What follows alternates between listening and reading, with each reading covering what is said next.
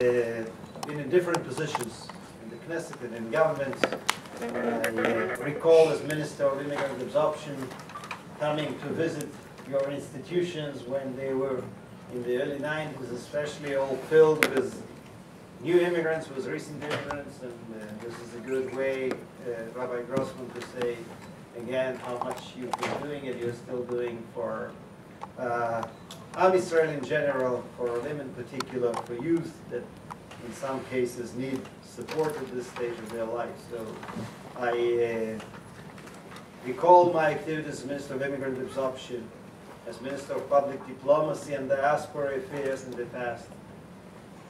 But to be here in the Knesset, in the position of the Speaker of the House, when we are approaching our 70th year of independence, is really different. It's not another position, and it's not about this or that political power or political responsibility.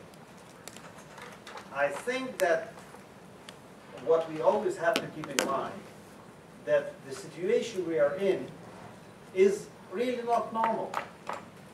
Because the normal development in, unfortunately, most countries in the world would have been that, imagine, 69 years ago, there is something that is really not a country yet.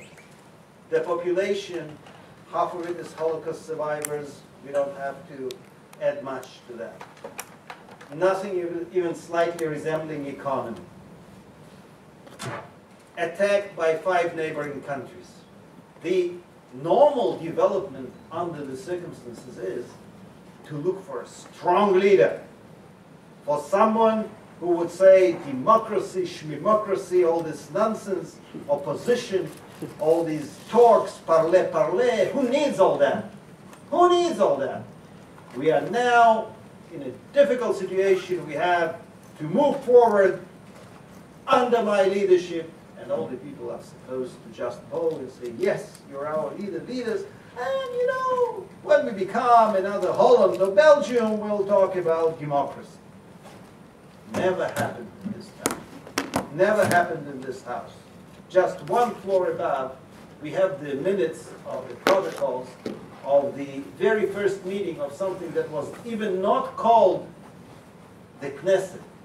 It was not called the Parliament. It was called Mo'etzet Aham Azmanit, the temporarily People's Council, National Council. And at the very first meeting, the opposition was already attacking the majority, saying that they are taking the rights that don't belong to them, and that they were not elected as a parliament, and they have to go